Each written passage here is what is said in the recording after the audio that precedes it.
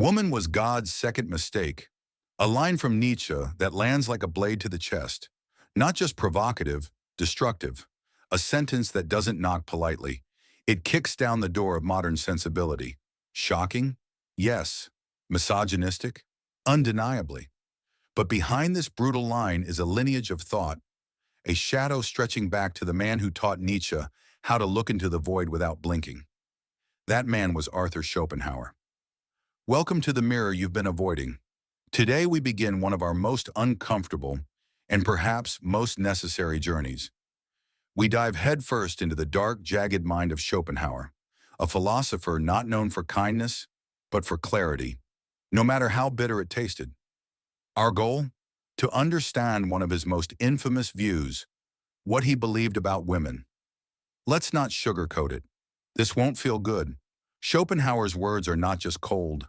They're frostbitten, jagged, unapologetic. And yes, by modern standards, deeply misogynistic. But here we don't hide behind easy moral judgments. We ask, what was he actually saying? What did he see in the world, in himself, that made him speak with such disdain? Because sometimes what we call hate is really just a mirror held up too close, and we flinch not from the speaker, but from what it reflects in us. We're not here to defend Schopenhauer. That would be too simple. We're here to understand him, to trace his thoughts back to their root, to listen, not with agreement, but with the courage to confront. Because Schopenhauer didn't see women in isolation. He saw them as part of a much deeper diagnosis, an illness at the core of human striving. To understand his view of women, we must first understand his view of life itself. He did not see the cosmos as sacred, meaningful, or intelligent. He saw it as ruled by a blind, restless force, without reason, without purpose, without end. A force that births everything and devours everything, that multiplies itself through desire, through suffering, through reproduction. He called it the will, not your personal will, but the will, the primal urge to exist and to persist, to consume, and to repeat. Everything you see, animals, humans, even beauty, is just the outer skin, a mask, a facade for this endless, insatiable drive beneath. And in Schopenhauer's eyes, woman was the most direct instrument of this will. Not because she is evil, but because she is powerful, because she is nature's secret weapon in the service of survival. But that's only the beginning. To go deeper, you must be willing to question everything, including what you believe about love, sex, desire, and meaning. And if you're brave enough, this journey might just reveal truths you felt in silence, but never dared to name out loud. And no, we are not truly free. We don't choose with logic. We don't act with clarity. We are not sovereign minds moving through the world with purpose.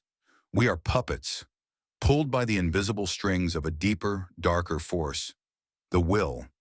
Our passions, our dreams, our obsessions, they feel personal, but they're not. They are tools, instruments, ways the will keeps the machine running. The will has no concern for meaning. It cares for one thing only: to continue, to survive, to multiply, to endure, no matter the cost. And for Schopenhauer, that cost is suffering. He saw life not as a gift, but as a trap, a prison whose walls are built from desire and despair. Life swings like a pendulum, he wrote, between pain and boredom. We ache for what we don't have, and call that ache hope. But when we finally get what we want, we feel it slip through our fingers, and we're left with emptiness, restlessness. So we chase something new. And the cycle begins again, like beggars handed a single meal, only to go hungry the next day. Happiness is a mirage, a flicker in the desert, a momentary glow in an otherwise endless storm. And from that storm, Schopenhauer turns his gaze toward us, toward humanity. And here, he draws a sharp, controversial line. To him, man and woman are not equal partners in some divine dance. They are two distinct tools, each crafted by the will to serve a biological purpose. In his infamous essay on women, Schopenhauer makes claims that still sting, that still spark outrage, that women are governed more by instinct than reason, that they lack deep moral awareness, that they are driven by the moment, not the ideal. Painful words, brutal ones, but in his mind not spoken out of malice, but out of metaphysical necessity. Because to Schopenhauer, woman is the clearest embodiment of the will to life, not because she is lesser, but because she is more essential to the will's purpose. She is nature's guardian of continuity. Her body, her instincts, her emotions, shaped by evolution, not for truth, not for beauty, but for survival. When he says she lives in the present, he does not mean she is shallow. He means she must be rooted in the now, because life depends on it. Her genius lies in instinct, in preservation, in protection, not in abstract thought, but in tangible reality. The safety of home, the raising of children, the nurturing of the species. She does not chase philosophical truth because she doesn't need to. Her mission is already sacred, to keep life going. And while Schopenhauer's view may seem cold, perhaps there's something underneath it, a grim kind of reverence hidden inside the bitterness. Not a hatred of woman, but a recognition of her power. The power of the one the will trusts most to keep the world turning. And Schopenhauer insists, this is not a moral attack. This is not judgment. It is nature, the cold architecture of the will. Woman to him is not flawed. She is complete, a perfect servant of the species, designed not by kindness, but by necessity, formed to fulfill a function, to carry forward life without question, without pause. But man is the error, the strange exception, a flicker of rebellion within the system.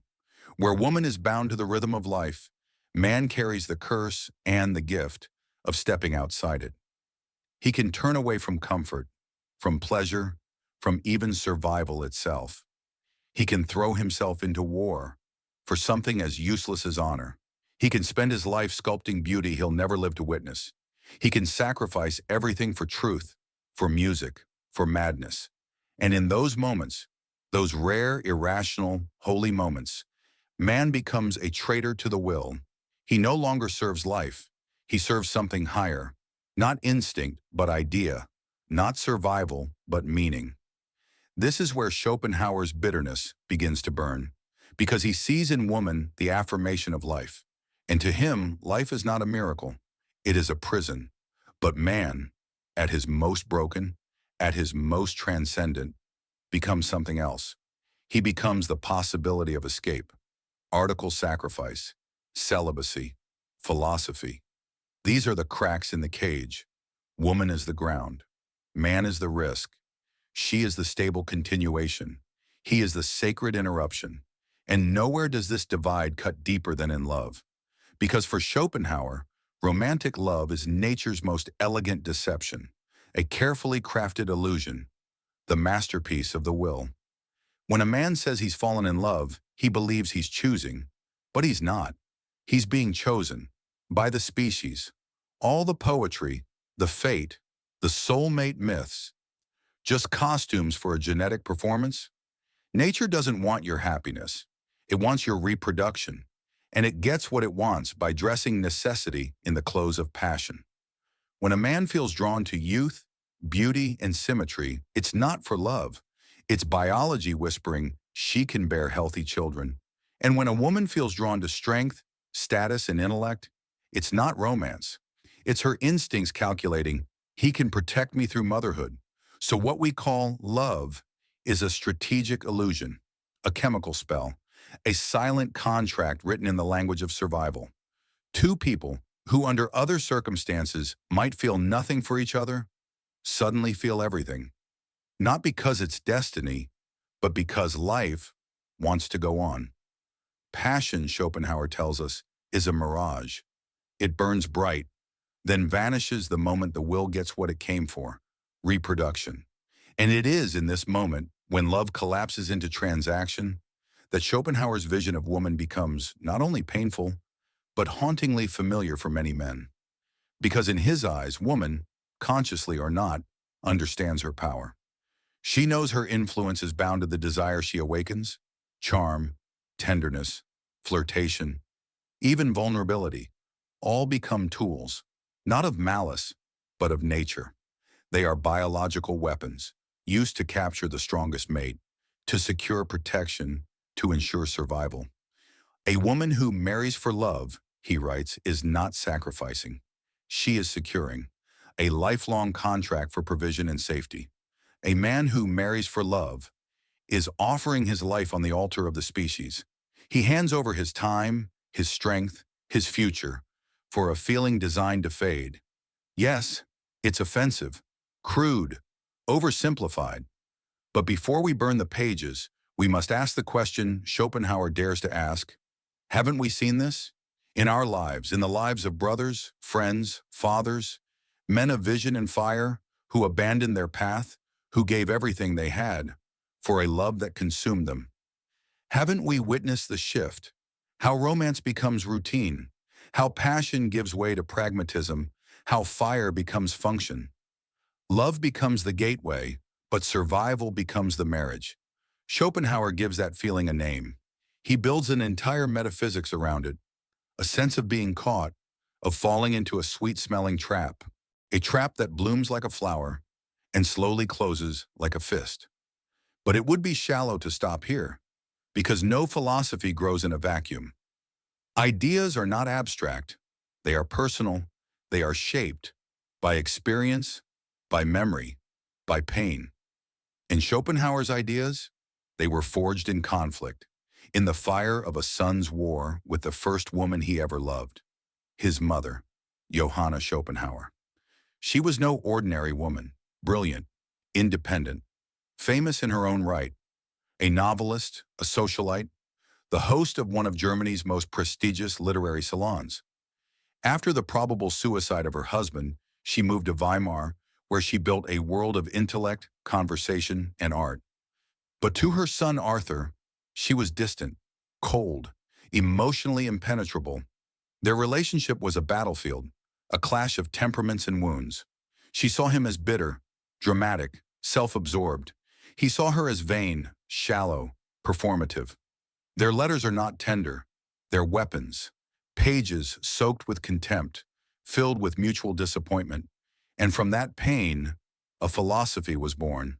Not just a theory of life, but a theory of woman, etched in the wounds of a son who never felt loved by the one who gave him life.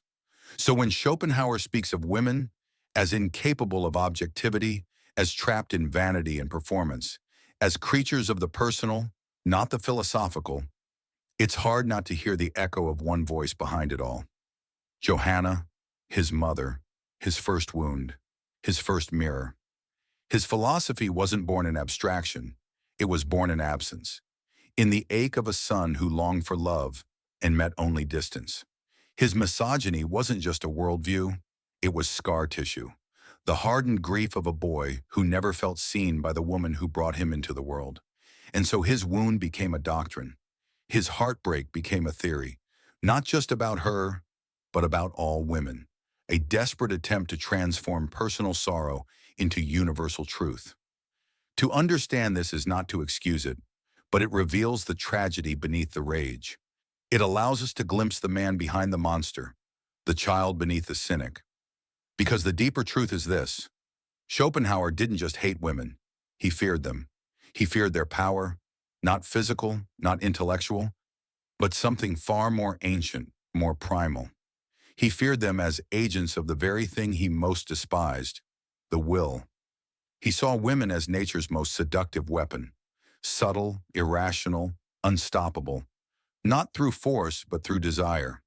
A man may build towers of logic, practice relentless discipline, renounce the world for truth and art, but then she appears, beauty incarnate, pleasure promised, the living symbol of life itself.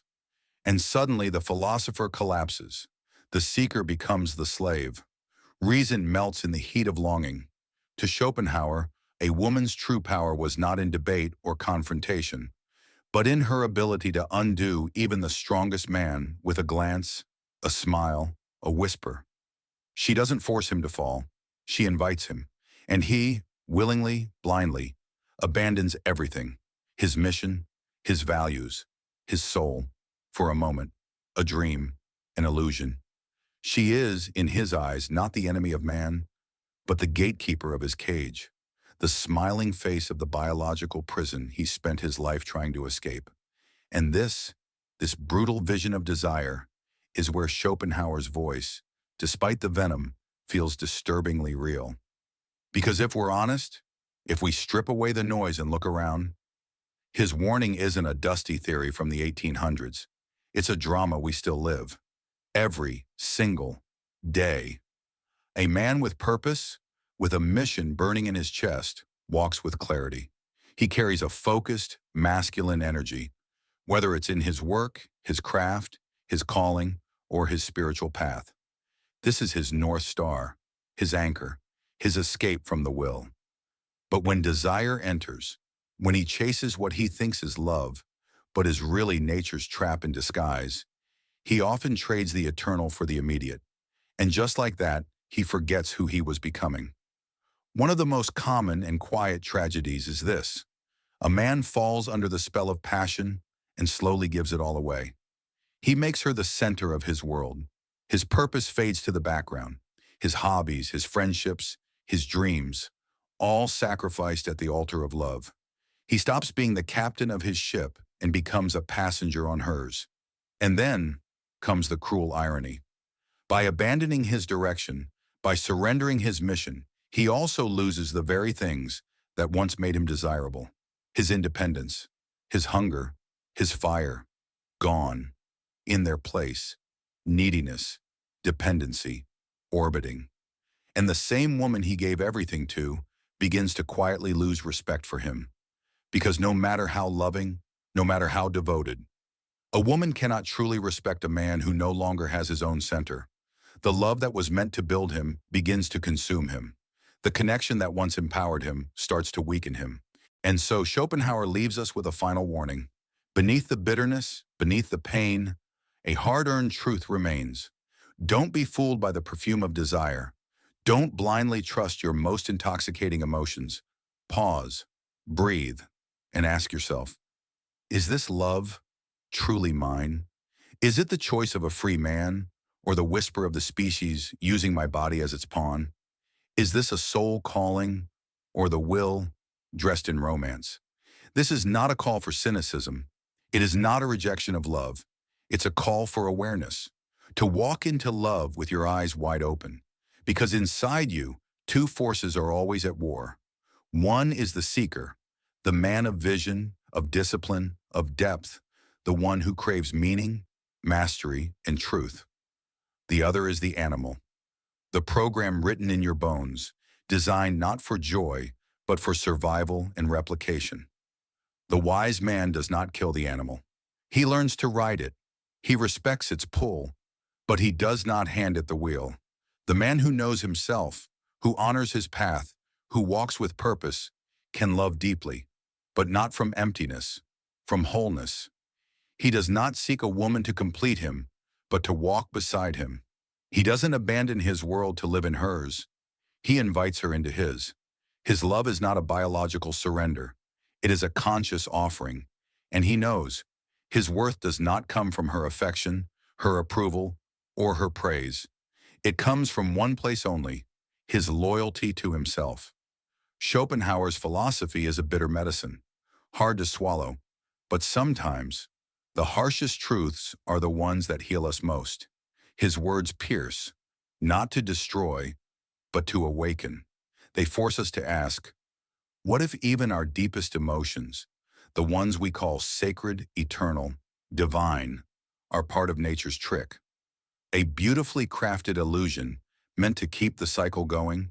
It's unsettling, but also liberating, because buried within his darkness, there's a hidden path, a path to a higher kind of freedom, the freedom to no longer be a slave to instinct, to desire, to the blind pull of the will.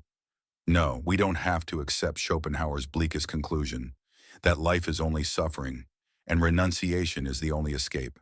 But we would be wise to hear his warning, a call to build a center so grounded, a mission so unwavering, a self-respect so fierce, that no storm of passion, no wave of longing can drag us off course.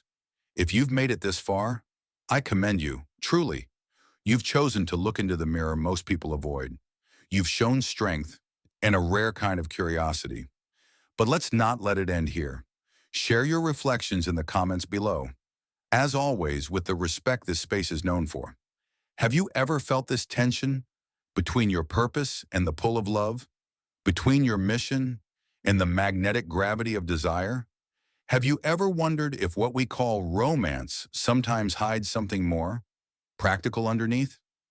Your stories matter. They're not just comments. They're signals to others in the dark. And if you've reached the end of this journey into the shadowed corridors of Schopenhauer's mind, write the word will in the comments. It'll be our quiet sign, a way of recognizing one another. Those brave enough to walk into the dark in search of truth. If this video gave you something, a new lens, a deeper question, a moment of stillness, please support your inner mirror by subscribing, liking, and sharing. Your support helps us keep digging, keep reflecting, keep holding space for these difficult, necessary conversations. And remember, this isn't about fearing women. It's not about resentment. It's about understanding nature, and more importantly, understanding yourself, mastering yourself, holding your center. Until next time, stay rooted, stay aware, and never forget, you are not just a reaction, you are a response. Hold your center.